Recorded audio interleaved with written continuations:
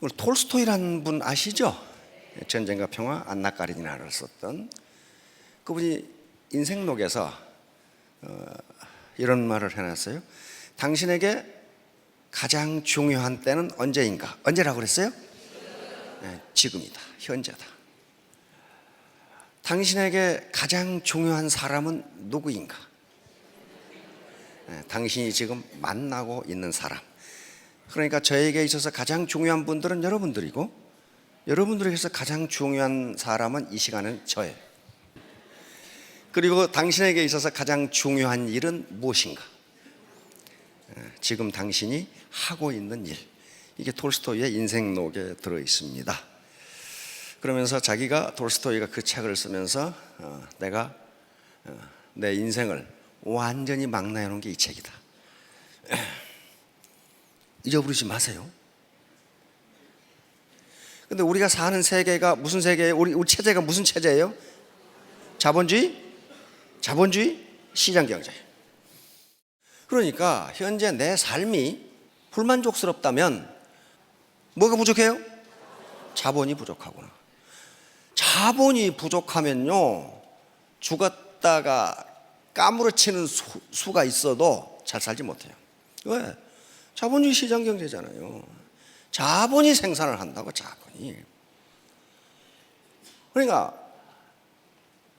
내 봉급이 적다, 내 소득이 적다, 내 일이 안 된다, 이 삶이 이 모양이냐? 그것은 자본 부족이에요. 자본 부족. 그러면 이제 문제는 이거예요. 뭐가 자본이냐? 그렇죠. 뭐가 자본이냐? 자, 옛날에 농경시대에는 뭘 가지면 부자였습니까? 땅이야, 땅. 그때 땅이 자본이에요. 그 다음에 산업화 시대에는 누가 부자였어요? 네, 그때부터 헷갈리기 시작하는 거죠. 네, 그때부터 자본을 가진 사람이 부자예요. 이때 자본은 돈을 자본이라고 하지 않습니다. 공장, 기계, 설비, 건물, 이게 다 자본이에요. 지금도 자본을 가지면 부자예요. 서울 강남에 상가, 5층짜리 상가가 있다. 이게 뭐예요? 자본이에요. 그 자본은 자본주의 시장경제에서 생산성을 발휘합니다. 건물이 생산성을 발휘해서 나한테 아무 일을 않더라도 소득을 갖다 줘요. 그 자본은 크리스마스 날도 안 쉬고 일요일 날도 안 쉬어요. 1년 365일 생산활동을 해요. 그게 자본이에요. 근데 가장 중요한 것은 이제 인적 자본인데, 다행히 우리나라는 굉장히 빠른 속도로 세계의 역사의 흐름과 같이 하고 있어요. 지식정보화 시대로 들어가 버렸어. 지식정보화 시대라는 것은 지식과 정보가 무엇이 되는 것이다? 생산요소, 돈이 되는 것이다. 공장 아무리 큰 것 가지고 있어도 안 된다 이거야. 이제 안 돼. 지식과 정보가 들어가지 않으면 돈이 안 된다 이거야. 그게 지식정보화 시대예요. 지금 우리가 그 시대를 살고 있는 게 다행히 그런데 애터미 정보라는 걸 알았다고요. 정보는 공짜가 아닙니다. 절대로 공짜가 아니에요. 근데 이 사회, 다음 사회, 지식정보화 사회에서 지금 우리는 어떤 사회로 가고 있냐면은 미래학자들이 드림 소사이어티, 꿈의 사회로 가고 있다고 그럽니다. 드림 소사이어티에서 가장 중요한 게 뭐냐면은 이미지예요. 당신의 매력이라고. 매력이 가장 중요한 생산자거지. 뭐라고 그랬어요? 매력. 이 양반요, 노벨상 받은 분이에요. 노벨 경제학상을 받았는데 전공은 심리학이에요. 심리학자로서 인간이 의사결정을 어떻게 하는가를 연구해서 노벨상을 받았어요. 자, 섬김 리더십. 이게 이제 매력의 기본이에요. 처음 오신 분이나 또는 얼마 됐더라도 리더십이라는 말이 굉장히 생소할 수가 있어요. 내가 무슨 리더인가? 내가 누구를 끌고 가지? 그런데 모든 인간은 근본적으로 리더입니다. 그리고 애터미 사업자 각각은 전부 리더가 되지 않으면요, 성공 못해요.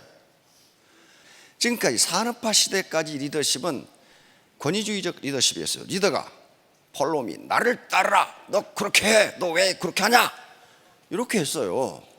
근데 그 리더십이 나쁜 게 아니에요. 아니야. 그 시대에 맞아. 그것이 중우장대한 대량 생산 시대에는 컨베이어 시스템으로 일렬 횡대로 씌워놓고 기계적으로 일을 해야 생산성이 높아. 그런데 지금 지식정보화 시대에는 그렇게 일해가지고는 물건이 한 개도 안 팔려. 안 팔려. 개성의 시대가 온 거예요. 개성의 시대가. 이때 가장 필요한 게 섬김 리더십이에요. 서번트 리더십이라고 하는데, 리더가 권위주의적으로 지시하고 명령하고 나를 따르라 하는 것이 아니라 같이 갑시다. 어떻게 할까요? 이거란 말이에요. 그러면 이 섬김 리더십은요, 그러니까 파트너를 어떻게 섬기고 지원하고 후원해 주란 말이에요. 그렇게 한 게 섬김 리더십이에요. 자, 그러면 이 사람이 서번트 리더십이라는 책을 저술한 거야. 그런데 이 사람이 어디서 그 아이디어를 얻었느냐? 요 헤르만 헤세의 소설을 읽고 서번트 리더십이라는 걸 아이디어를 번쩍하고 얻었어요.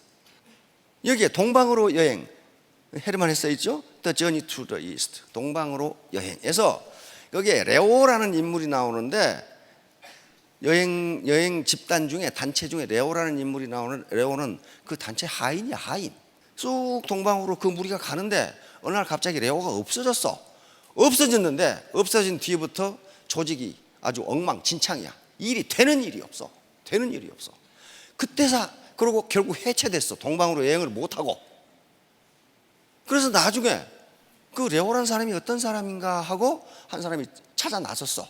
몇 년 만에 찾았는데 자기들이 여행을 할 수 있도록 도와준 큰 교단의 리더야. 그 사람이 거기서 하인으로 허드렛 일을 하고 있었다고. 그러니까 그 사람은 겉에 나타나서 나를 따라 안 했지만은 그 전체를 이끌고 가는 리더였다. 그 말이에요. 거기서 아이디어를 얻은 거예요. 이 사람이. 아, 이제 앞으로 시대는 이렇게 돼야 된다. 근데 그 당시는 냉전이 한참 진행되고 기업 간에 치열한 경쟁이 진행되는 시기이기 때문에 별로 관심을 얻지 못했어. 근데 20년 후에 그 책이 나온 거예요. 모든 기업이 지금은 기업 워크숍에서 서번트 리더십을 토의 주제로 하고 있다. 그럼 왜 그 시대가 서번트 리더십에서 레오 같은 역할, 그게 중요한데 왜 그렇게 바뀌었을까? 20년 전에 그린리프가 얘기할 때는 아무도 말을 안 듣다가 20년 후에 갑자기 이거 봐라, 이거 해야 되겠네, 바뀌었을까? 시대가 바뀐 거예요. 시대가 1970년대 후반에는 그때만 하나도 산업화 시대예요. 그러나 미국 내부에서는 1970년대부터 지식정보화 시대로 가고 있었어요. 그래서 그린리프는 이걸 발표한 거예요. 그러나 기업은 아직 못 따라왔어. 그러다가 시대가 바뀐 거예요. 다시 말하면 지식정보화 시대가 되니까 컴퓨터와 인터넷 그리고 SNS의 발전으로 리더가 정보 독점을 못하게 돼. 다 알아. 그 사람 아는 건 나도 알아. 그 사람 아는 건 나도 알아. 그러니까 리더가 정보 독점을 못해. 정보 독점을 하는 자가 권력을 갖습니다. 부하들은 모르는데 나는 알아. 그럼 어때요? 그 리더의 말을 따르지 않을 수가 없어요. 그건 지금 다 알아. 자, 시대가 이렇게 되니까 리더가 나를 따르라 해가지고는 안 따른다. 그런 말이에요. 설득하지 않고는 안 따라간다는 거예요. 그래서 이 시대가 된 거예요, 이제. 자, 그러면 어떻게 섬기는데 그 사람이 리더냐 하는 거예요. 섬기는데. 이 세 가지 조건 때문에 그렇습니다.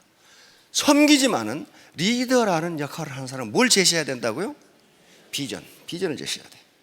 지금 우리는 뭘 해야 되냐? 이걸 제시하지 않고 어떻게 할까요? 그래, 열심히 해봐. 그 비전이 없잖아요.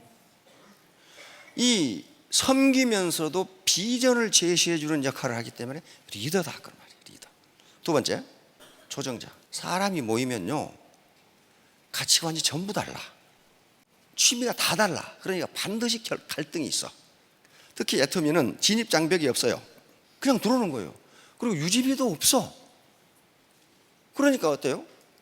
쉽게 말하면 5만 가지 사람이 다 들어와.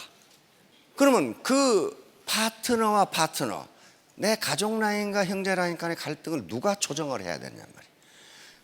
이 리더가 조정을, 코어디네이터 역할을 해줘야 돼요. 그렇죠? 안 그러면 갈등이 일어나.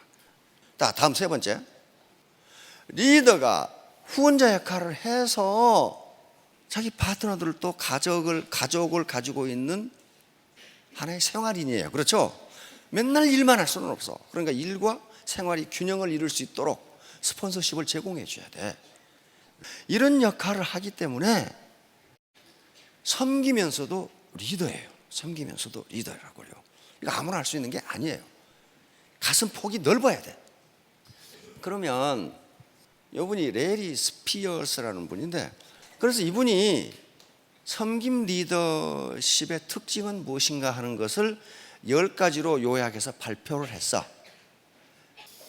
뭐라고 그랬어요? 야, 경청이 탁 나오잖아요. 경청. 섬김 리더가 되는 것 중에 가장 중요한 게 뭐다? 경청이다.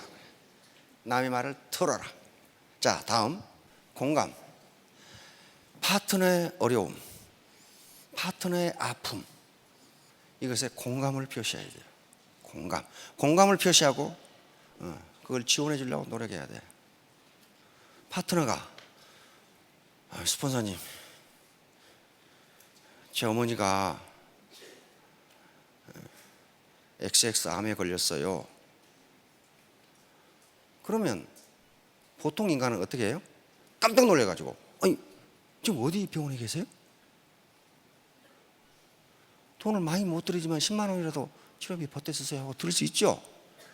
그런데 마이 동풍이야. 그거하고 나하고 무슨 상관이 있어요? 상관이 있어요. 상관이 있다고요. 그 간단한 말 한마디가 사람의 마음을 끌어당긴단 말이에요. 끌어당겨. 다음 치유, 힐링.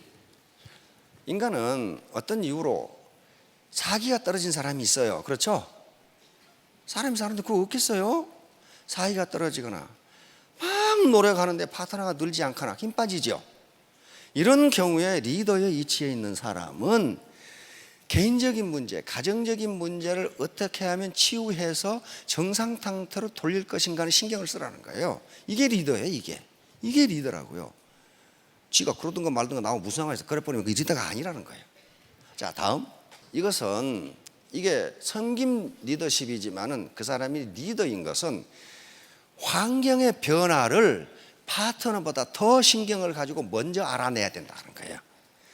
이 세상이 어디로 흘러갈 것이다. 그러면 나는 이 파트너를 데리고 어떻게 갈 것인가를 먼저 알아야 돼요. 먼저. 그래서 만약에 자기 스폰서가 환경의 변화를 인지하지 못하면 그 라인은 안 커요. 안 커. 설득. 이게 섬김 리더십의 가장 중요한 특징 중에 하나입니다. 권위주의적 리더는 나를 따르라야. 그렇죠? 안 따라오면 끌고 가면 돼. 그러나 섬김 리더십은 그렇게 해서는 리더십 발휘가 안 된다는 거예요. 왜? 마음으로 승복을 안 해. 안 따라가. 그래서 반드시 설득을 통해서 공감을 얻고 그리고 나에게 승복하도록 만들지 않으면 리더십이 발휘 안 된다는 게 섬김 리더십의 특징 중에 하나입니다. 이 세상은요 엄청 복잡해요. 자, 그러니까 개념화는 뭐냐면 이 복잡한 현상을 내가 파트너들에게 어떻게 설명해 줄 거냐는 거야. 예를 들면 인간은 그걸 환원주의라고 하는 학문 이론입니다. 이 세상이 하도 복잡하니까 도대체 어떻게 돌아가는지 알 수가 없어. 그래서 그걸 하나로 축약을 해. 작은 것을 축약을 해. 그래가지고 그것을 가서 설명하면서 이해하기 쉽게. 그런 식으로 리더는 개념화를 해서 설명해 줘야 파트너들이 안다 그런 말이에요.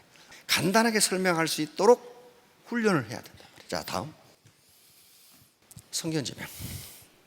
먼저 알아야 돼. 먼저 현재와 과거의 자료를 분석해서 미래를 예측하는 거예요. 역사의 흐름, 경제의 흐름, 현재의 상황, 기술 발전 속도를 보니까 미래 20년 후는 이렇게 된다. 이렇게 이야기하는 거예요. 리더가 이 역할을 못 해주면 리더가 아니잖아요. 그렇죠? 아니잖아요. 자, 다음. 리더는 파트너들 위해 군림하는 사람이 아니고 청직이다. 청직이란 말은 무슨 말인지 아시죠?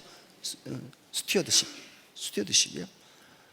다시 말하면 재산 관리인이다 그런 말이에요. 내가 내 라인이 청직이다. 그러니까 내가 내 라인을 평소에 건전하게 관리하고 있다가 파트너들이 성공하고 사회에 더 큰 이익이 되도록 필요할 때는 언제나 그걸 갖다 쓴다. 그게 청직이에요. 청지기가 그러니까 그 청 안에 들어있는 재산의 주인이 아니라 뭐라는 거예요? 관리인이다. 관리. 이게 서번트 리더십의 핵심이다. 그래서 파트너의 성장을 위한 헌신. 그러니까 이 서번트 리더십도 다단계를 생각하고 만들어 놓은 것 같은 기분이 자꾸 들어. 이거 왜 이 서번트 리더십, 성김 리더십이 우리 애터미가 딱 맞다고 그랬냐면은 우리 사운회가 그게 결정이 돼 있어요. 영혼을 어떻게? 소중히 여기며 생각을 경영한다. 믿음에 굳게 서며 겸손히 섬긴다. 겸손히 섬기는 거예요. 인간으로서의 존엄성은 같다고 인정해 주는 거야. 그러므로 나는, 리더는 이 인간을 성장시켜야 된다. 성장. 어떻게? 정신적으로 성장시켜주고, 여기 나와 있죠. 어떻게? 개인적 성장. 이 사람은 그러니까 이런 사람을 자기 개발, 자기 발전을 할 수 있도록 도와줘야 된다. 그 다음에 어떻게? 직업적으로 애터미 사업을 좀 더 잘하도록 애터미 사업의 본질과 핵심을 알려줘야 된다. 세 번째는 뭐예요? 정신적으로 안정이 될 수 있도록 지원해야 된다. 이게 파트너의 성장이에요. 랄프 왈도 에머슨이라는 미국의 철학자가 있습니다. 현재 미국의 정신을 만들어낸 사람이요. 그 사람이 뭐라고 했냐면 당신이 나를 끌어올리려면 당신이 나보다 높은 곳에 있어야 한다. 높은 곳에 여기서 내가 이렇게 끌어올려 줄 수 있다. 그 말이야. 그 말은 무슨 말이에요? 리더가 파트너들을 성장시키려면 누가 먼저 성장해 있어야 한다? 리더가 먼저.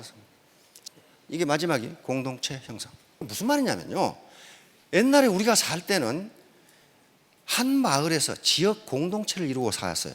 거기에 일가 대소가 또 다 모여 있는 경우가 있어. 그렇죠? 그럼 어때요? 어느 집에 결혼식이 있다, 초상이 났다 그러면 온 동네가, 어떤 사람은 콩나물 삶아가고 어떤 사람은 뭐 삶아가고, 하나의 공동체로 마치 형제지간처럼 그렇게 살았어요. 그렇잖아요. 그런데 도시화가 진행되고 산업화가 진행되면서 이 지역 공동체가 깨져버렸어요.